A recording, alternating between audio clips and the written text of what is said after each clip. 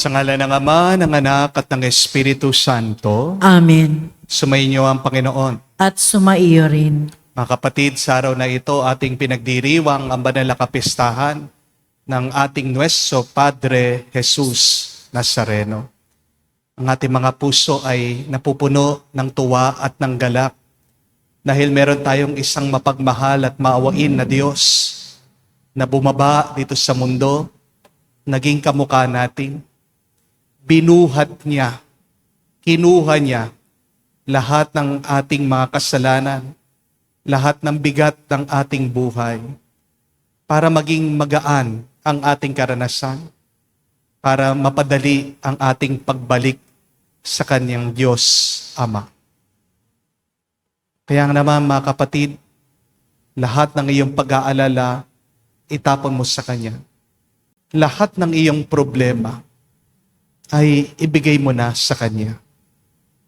Para ang iyong buhay ay magliwanag, para makaranas ka muli ng tuwa at ng kapayapaan. Sa napakaraming beses na kung saan patuloy pa rin tayo sa pagkakasala, mas pinili nating maging malungkot at lumayo sa Diyos. Hilingin natin muli ang awat pagpapatawad ng Diyos, para tayo ay makitang karapat-dapat makatanggap muli sa mga banal na misteryo. Inaamin ko Sa makapangyarihang Diyos at sa inyo mga kapatid, na lubha akong nagkasala sa isip, sa salita, sa gawa, at sa aking pagkukulang. Kaya isinasamo ko sa mahal na Birheng Maria, sa lahat ng mga anghel at mga banal, at sa inyo mga kapatid, na ako'y panalangin sa Panginoong ating Diyos. kaawaan tayo ng makapangyarihang Diyos. Patawarin tayo sa ating mga kasalanan at patnubayan tayo sa buhay na walang hanggan. Amen. Panginoon, kaawaan mo kami. Panginoon, kaawaan mo kami. Kristo, kaawaan mo kami. Kristo, kaawaan mo kami. Panginoon, kaawaan mo kami. Panginoon, kaawaan mo kami. Gloria in excelsis Deo.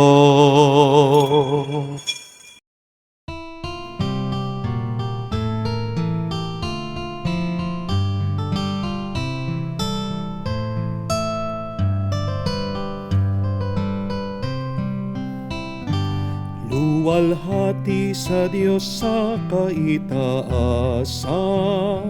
kaloob sa lupa ay kapayapaan.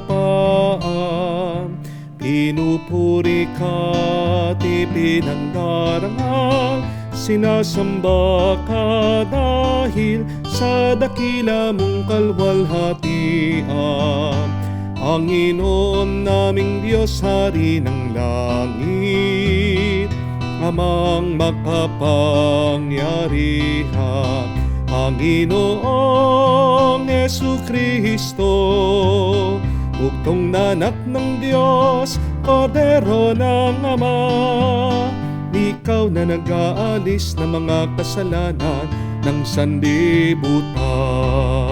Tanggapin mo ang aming kahilingan, ikaw na naluluklok sa kanan ng Ama. Maawa ka sa amin, ikaw lamang ang banal, Panginoong Jesucristo, kasama ng Espiritu, sa luwalhati ng Ama. Amen, Amen, Amen, Amen. Manalangin tayo. Ama naming makapangyarihan, niloob mong akuin ng iyong anak ang krus at kamatayan, upang ang sangkatauhan matubos at mabuhay. Ang pag-ako namin sa krus at kamatayan dito sa lupa, ayon din sa diwa ng pagsunod sa iyong kalooban, na ginanap ng iyong anak, ay maging dapat nawa naming kamtin ang lubos na katubusan sa pagkabuhay ng iyong piling. Sa pamamagitan ni Jesucristo, kasama ng Espiritu Santo, magpa sa walang hanggan. Amen.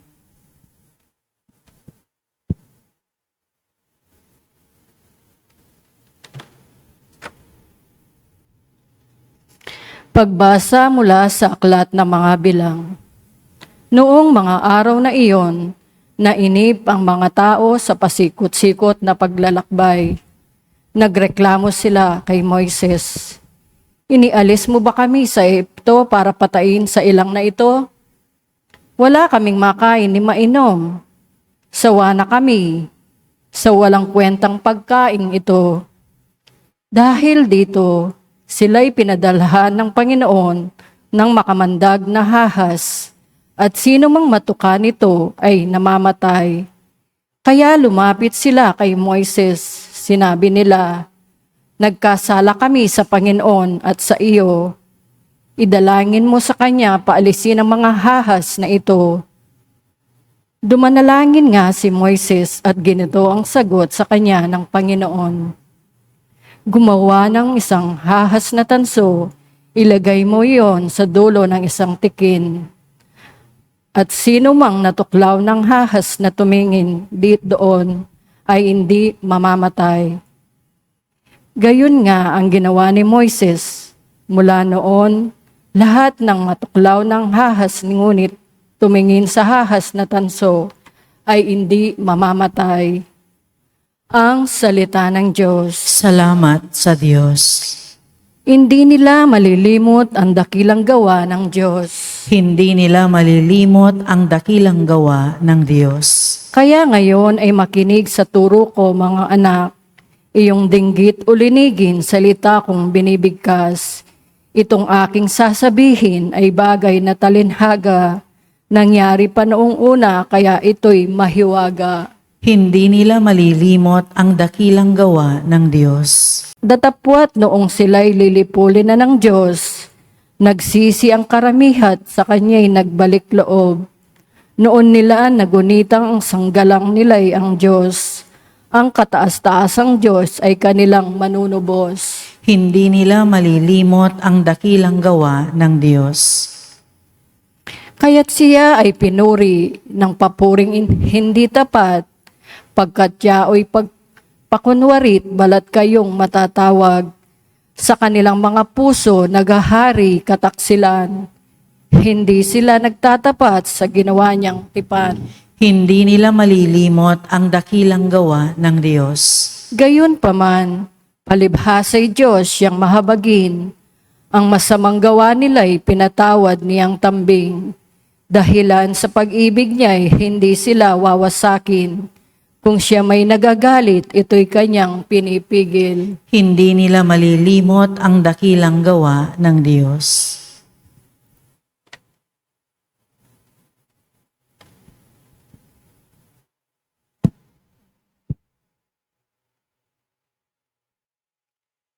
Pagbasa mula sa sulat ni Apostol San Pablo sa mga taga-Epeso. Si Kristo Jesus, bagamat siya ay Diyos, ay hindi nagpilit na manatiling kapantay ng Diyos. Bagkus inubad niya ang lahat ng katangian at pagka-Diyos. Nagkatawang tao at namuhay ng isang ngalipin. Nang maging tao siya ay nagpakumbaba at naging masunurin hanggang kamatayan.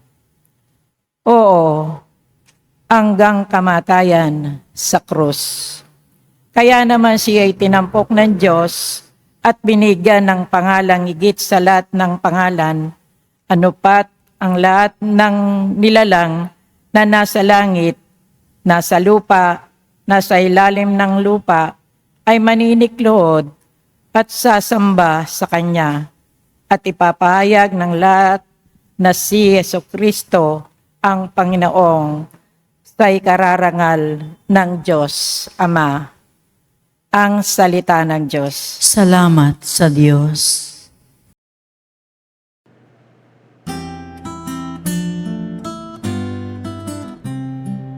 Alleluia, alleluia, alleluia, alleluia, alleluia, alleluia, alleluia, alleluia, alleluia, alleluia, alleluia, alleluia. Kami sumasamba sa iyo at gumagalang sa krus mo na kaligtasan ng mundo. Aleluya, aleluya.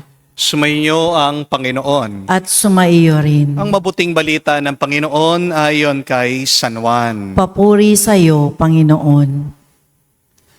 Nung panong yun, sinabi ni Jesus kay Nicodemo, walang umakyat sa langit kung hindi ang bumaba mula sa langit, ang anak ng tao. At kung paanong tinaas ni Moises ang ahas doon sa ilang, gayon din naman kailangang itaas ang anak ng tao upang ang sino mang sumasampalataya sa kanya ay magkakaroon ng buhay na walang hanggan. Gayon na lamang ang pag-ibig ng Diyos sa sanlibutan. Kaya binigay niya ang kanyang bugtong na anak upang ang sumasampalataya sa kanya ay hindi mapahamak o hindi magkaroon ng buhay na walang hanggan. Sapagkat sinugo ng Diyos ang kanyang anak, hindi upang hatulang maparusahan ang sanlibutan, o hindi upang iligtas ito sa pamamagitan niya. Mga kapatid, ang mabuting balita ng ating Panginoon. Pinupuri ka namin, Panginoong Heso Kristo. Magandang araw po muli sa inyong lahat. Magandang araw po, Father. Meron pong isang babae na mahilig mag-hiking sa mga bundok. Nang puminsan kasama niya ang kanyang mga kaibigan. Habang paakyat po sila, dumaan sila sa isang matarik na bahagi ng bangin. At biglang tinamaan daw po ng malakas na hangin ang kanyang mata. At naalis po ang kanyang contact lens. Ito po ay nahulog.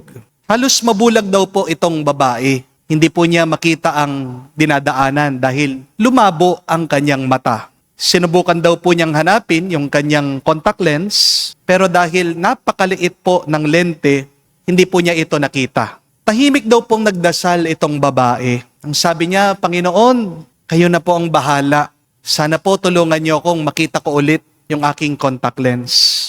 Tulungan niyo po ako, Panginoon, kasi hindi ko po nakikita ng mabuti ang aking dinaraanan. At pagdating daw po nila sa itaas, umupo muna daw po itong babae para magpahinga. Habang nakatingin daw po siya sa lupa, may napansin po siyang isang maliit na langgam na naglalakad. At may daladala po ito isang contact lens sa ibabaw ng kanyang ulo. Nagulat daw po ang babae. tinawag niya yung kanyang mga kaibigan at tuwang-tuwa sila, namangha sila. Sabi po nitong babae sa kanyang sarili, kung kayang dalhin ng Diyos ang aking contact lens sa pamagitan ng isang maliit na langgam, paano pa kaya yung aking mga problema? Kayang-kaya din niya. At naisip po, marahil nung langgam, may sarili siyang misyon nung araw na yon. Di niya maintindihan kung bakit binubuhat niya yung mabigat na bagay. Pero siya pala yung magiging daan para matulungan ng isang desperadong tao. Mga kapatid, isipin niyo po ito. May mga bagay tayong binubuhat sa ating buhay. Minsan, hindi natin maintindihan kung bakit. Di po ba? Minsan, pakiramdam natin, walang kabuluhan ang ating mga pagod at pagsasakripisyo. Kamukha na lang po ng mga nag-board exam, di sila pumasa. Kamukha na lang ng isang misis, nagpapagod, nagsasakripisyo, para malaman lang siya'y pinagpalit sa ibang babae. Kamukha ang isang tao na disiplinado sa kanyang health, palagi nag-exercise, pero mababalitaan niya na may cancer pala siya. Pero mga kapatid, kapag nakakaranas tayo ng mga ganitong hirap o kabiguan, may mabuti pa ring balita. Tandaan natin na may mas malaking plano ang Diyos na minsan hindi natin nakikita. Kagaya na lang ng langgam, hindi niya alam kung para kaninong kanyang dinadala. Pero ito po pala ay biyaya para sa iba. At tulad ng babae na hindi niya nakikita ang daan, doon pumapasok ang kapangyarihan ng Diyos. Doon sa iyong kahinaan, diyan mo matutuklasan, totoong-totoo ang Diyos. Hindi nang iiwan ng Diyos. Sa ating kahinaan, diyan tayo pinapalakas ng Diyos. Nakasulat yan. That in our weakness, God gives us strength. Alam ko po, minsan, may mga bagay tayong binubuhat na napakabigat sa ating buhay. May sakit ka ng loob, may problema sa iyong pamilya, may utang ka, may responsibilidad ka, may mga taong nakadepende sa iyo. At minsan napapatanong tayo, bakit ko pa ito binubuhat? Para saan pa lahat ng mga pagod ko? Minsan gusto na nating bumitaw. Minsan parang walang saysay ang ating sakripisyo. Pero kapatid, kapag malapit ka ng sumuko, kapag pagod ka na, tingnan mo ang ating Panginoong Jesus Nazareno. Dahil siya ang taong totoo, Diyos na totoo, na nagmamahal sa iyo. Saan natin makikita ang pagmamahal ni Jesus? Hindi siya bumitaw sa krus. Kahit na siya'y nahihirapan, siya'y nagpatuloy dahil meron siyang mabuting dahilan. Nagpatuloy si Jesus sa pagbubuhat ng mabigat na krus. Hindi dahil hindi siya nasaktan, kung hindi dahil tunay siyang nagmamahal sa atin. Minamahal ka ng Diyos. Iniibig ka ng Panginoon. At kayang dumaan sa impyerno ng Diyos para sa iyo. Yan ang nakakapagbigay sa atin ng tuwa at ng galak. Sana bago ka bumitiw dahil sa iyong mga paghihirap, dahil sa iyong mga pagsubok, maalaala mo sana na ang iyong pagtitiis sa pagbubuhat, meron pa rin naman mabuting bunga. Maalaala mo din sana, meron mga taong pinagpapala dahil sa iyong pagtsatsaga. May pamilya kang nabubuhay dahil sa iyong pagsasakripisyo. At may umaasa sa iyo kapag hindi ka sumusuko. Amen? Kaya naman ikaw ay nahihirapan kasi minsan iniisip mo, yung iyong pinagdaraanan ay parusa. Pero magiging magaan ang lahat ng pasan mo kung maalala mo lang na ang krus na buhat mo ay may pangalan. Ano ang pangalan ng krus mo? Maaaring ang pangalan ng anak mo, pangalan ng magulang mo, pangalan ng asawa mo, pangalan ng kapatid mo, pangalan ng pamilya mo. O baka minsan, mismong pangalan mo ay nandyan sa krus.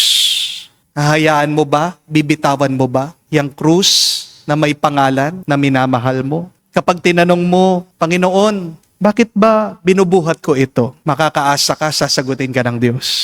Nasasabihin niya, kasi hindi naman lahat ng binubuhat mo ay para sa iyo lang. Ang iyong binubuhat ay grasya, pagpapala para sa iba. At ikaw lang ang ginagamit na instrumento ng Diyos. Amen? Ang pinakamahalagang paalaala po ito, huwag niyong kakalimutan. Kapag sayid ka na sa iyong hirap, kapag litong-lito ka na sa iyong mga problema, kapag hindi mo na alam ang iyong gagawin, tandaan mo ito, kumikilos palagi ang Diyos.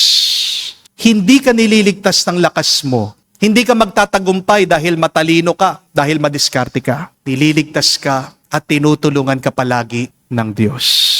Kaya may lakas ka dahil malakas siya. Amen? Kaya kung hirap ka na, kung nabibigatan ka na ngayon sa iyong dalang krus, huwag kang matakot na huminto sandali. Magdasal ka at sabihin mo sa Diyos, Panginoon, kayo na po ang bahala. Dahil ang tunay na deboto ng Nazareno ay hindi lang naman yung marunong magbuhat sa mabigat na krus. Ang tunay na deboto ng Nazareno ay yung marunong magtiwala. Kung wala kang tiwala at pagmamahal, babagsak ka, tatalikod ka, lalayo ka, susuko ka. Di po ba? Mga kapatid, 3 paalaala po, baunin nyo ngayong kapistahan ng poong Jesus Nazareno. Una, may dahilan ang binubuhat mo. Kahit na hindi mo pa nakikita ito, may kahulugan palagi ang ating mga problema at pagdurusa. Pangalawa, hindi ka nag-iisa sa pagbubuhat mo sa krus. Ang poong Jesus Nazareno ay kasama mo sa bawat hakbang mo. Ang Diyos ay hindi buhay lang pag ikaw ay masaya. Pero lalong-lalo na pag ikaw ay nahihirapan. Kung maalala nyo, yung kwento, panaginip, ng footprints on the sand. Bakit daw sa paghihirap ng tao, isang bakas lang daw na nandoon sa dalampasigan ng kanya nakikita? Dahil daw ang Diyos, buhat-buhat siya noong mga panahon ng kanyang paghihirap. Bakit hindi natin naririnig ang Diyos pag tayo hirap na hirap? Kasi yakap-yakap niya tayo. Di naman niya tayo kailangan sigawan pag tayo ay nahihirapan. Pag tayo ay bigat na sa buhay, hindi ba? Ang kailangan lang natin ay maranasan ang kanyang yakap. Pangatlong paalaala, pag hindi mo na kaya, doon magsisimula na kumilos ang Diyos. Sa banal na misang ito, muli po tayong lumapit sa Diyos. Sa ating Panginoon pong Jesus Nazareno. Humugot tayo ng lakas sa Kanya. Yan naman sabihin natin, Panginoon, Nuestro Padre, Jesus Nazareno, kaawaan mo kami, gabayan mo kami, palakasin mo kami araw-araw. Amen. Tumayo po tayo, alay po natin sa Diyos ang ating mga dasal at panalangin. Tayo ay tinipon upang pagdiwang ang misteryo ng ating kaligtasan sa pamagitan ng Panginoong Hesukristo, sa pagpaparangal natin sa Kanyang banal na pangalan at maluwalhating krus. Dinggin nawa ng Diyos Ama ang ating mga dasal, alang-alang sa pagmamahal niya sa Kanyang bugtong na anak.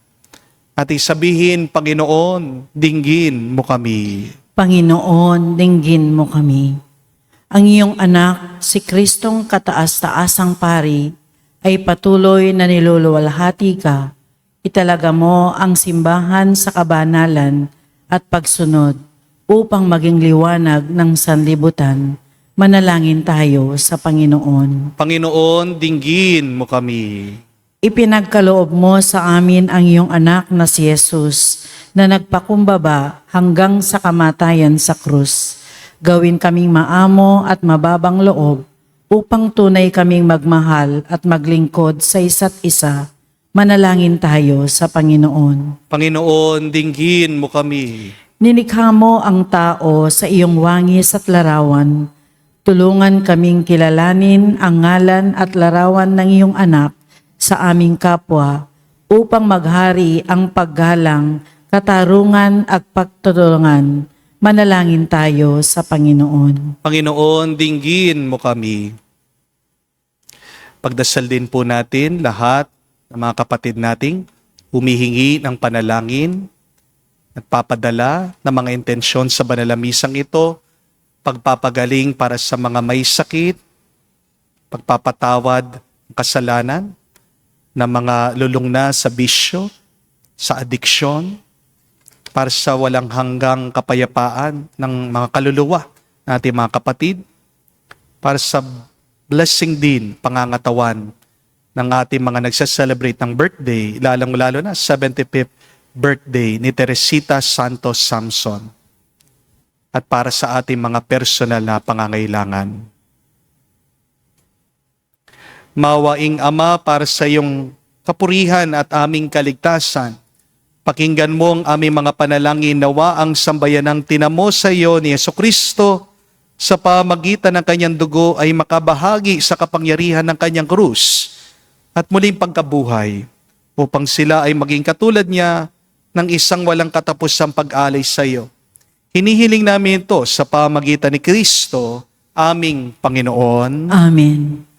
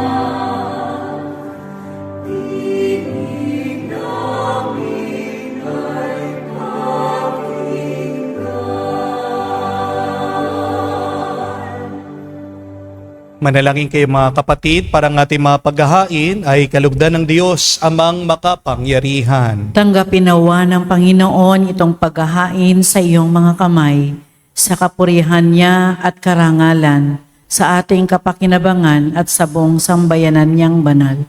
Ama naming lumikha, sa ipagpapatawad ang mga kasalanan, maganap nawa ang paghahain ito na sa dambana ng krus ay siyang pumawi sa kasalanan ng buong mundo, sa pamagitan ni Jesucristo, kasama ng Espiritu Santo, magpa sa walang hanggan. Amen. Sumainyo ang Panginoon. At sumaiyo rin. Itaas sa Diyos sa inyong mga puso at diwa. Itinaas na namin sa Panginoon. Pasalamatan natin ang Panginoong ating Diyos. Marapat na siya ay pasalamatan. Ama naming makapangyarihan, tunay nga marapat ikaw ang aming pasalamatan.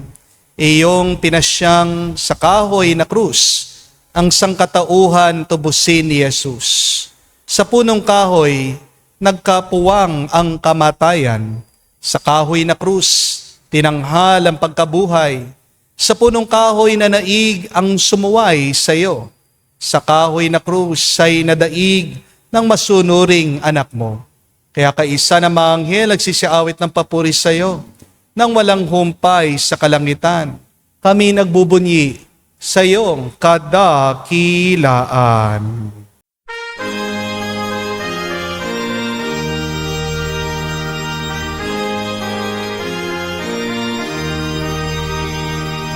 Santo, Santo, Santo, Panginoong Diyos ng mga hukbo, napupuno ang langit at lupa ng kadakilaan mo. Hosana sa kalitasan, pinagpalang na Panginoon sa ngalan ng Panginoon. Hosana sa kalitasan, Hosana sa kalitasan. Ama naming banal, ikaw ang bukal ng tanang kabanalan. Kaya't sa pamagitan ng iyong Espiritu, gawin mong banal ang mga kaloob na ito, upang para sa amin, maging katawan at dugo ng aming Panginoong Heso Kristo. Bago niya pinagtiis ang kusang loob na maging handog, hinawakan niyang tinapay, pinasalamatan kanya, pinaghati-hati niya yon, inabot sa kanyang mga alagad at sinabi, "Tanggapin ninyong lahat ito at kanin. Ito ang aking katawan, na ihahandog para sa inyo.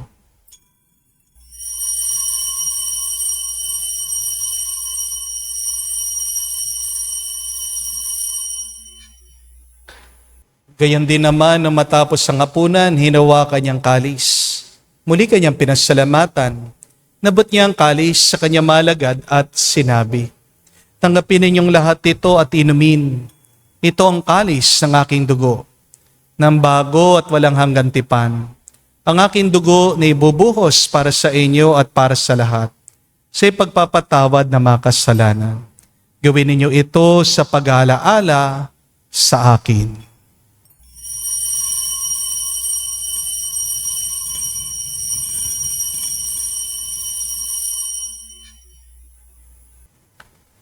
Ang misteryo ng pananampalataya.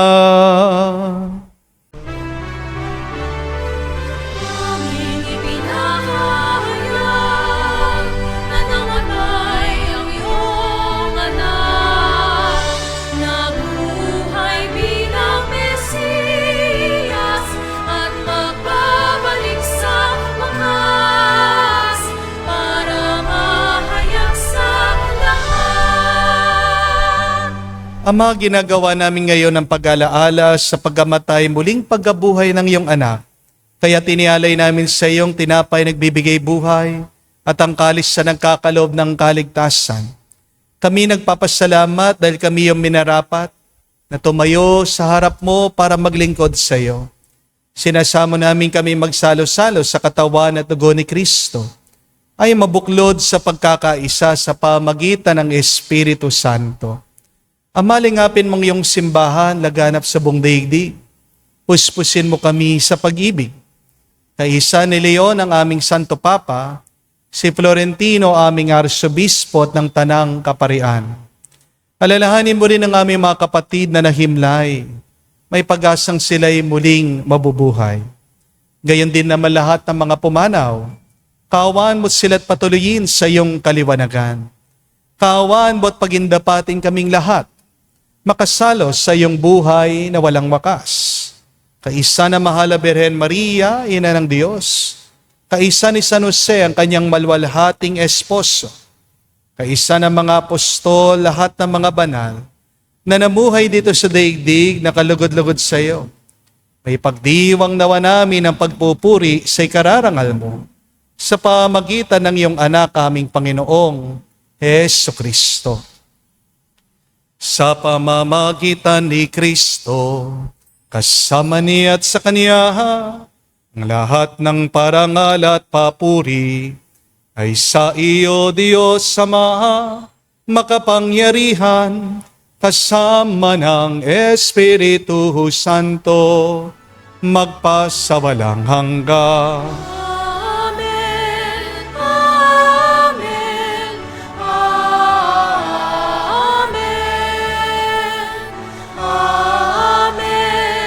Amen, Amen,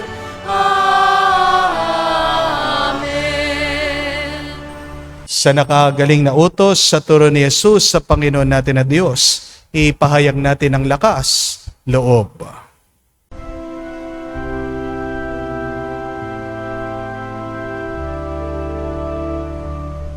Ama namin, sumasalangit ka, sambahin ang ngalan mo, mapasa amin ang kaharian mo,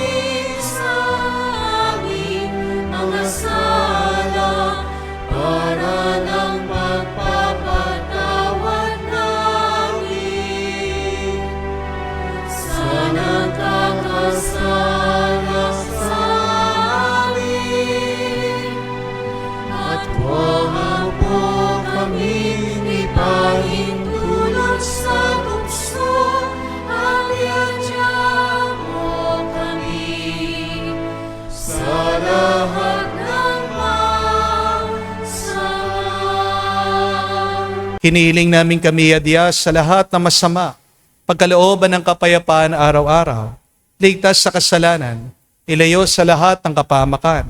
Samantalang aming pinanabikan ang dakilang araw ng pagpapahayag ng tagapagligtas naming si Hesu Kristo. Sapagkat iyo ang kaharian at ang kapangyarihan at ang kapurihan magpakailanman. Amen. Panginoong Yesu Kristo, sinabi mo sa mga apostol, kapayapaan ang iniwan ko sa inyo, ang aking kapayapaan binibigay ko sa inyo. Tungayan mo ang aming pananampalataya at huwag ang aming pagkakasala. Pagkalooban mo kami ng kapayapaan at pagkakaisa ayon sa iyong kalooban. Kasama ng Espiritu Santo, magpa sa walang hanggan. Amen. Kapayapaan ng Panginoon ay laging sumainyo. At sumaiyo rin. Magbigayan po tayo ng kapayapaan sa bawat isa. Pisoy niyo po, kapayapaan po sa inyong lahat.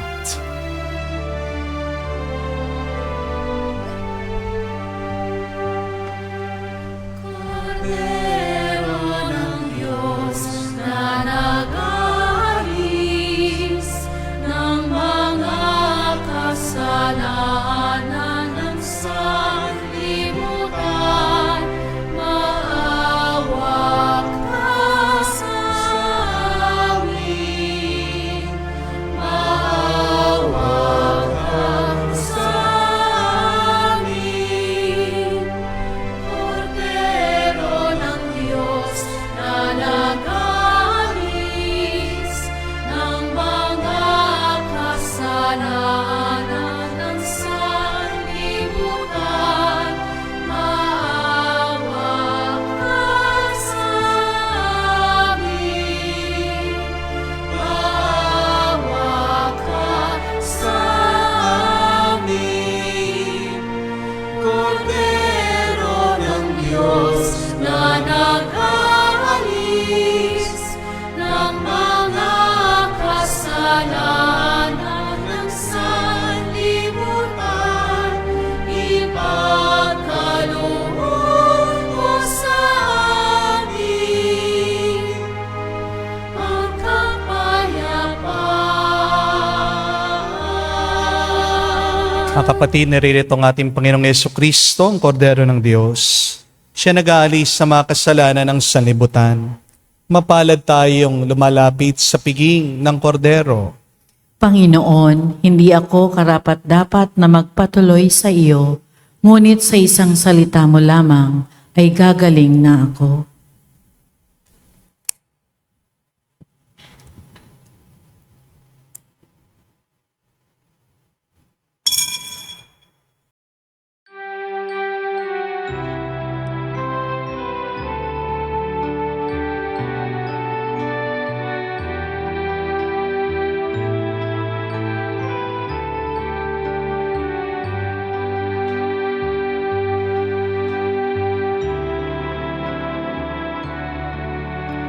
Alam mong pagkatao ko,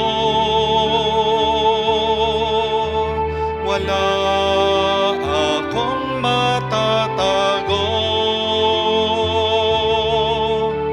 Alam mong aking isipan, alam mo ang lahat ng ginagawa ko, O Diyos. Gabayan mo ko, Diyos, sa buhay na ito.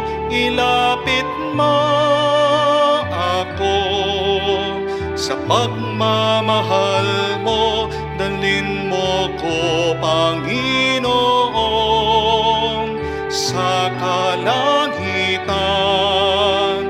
Buhay kasama mo.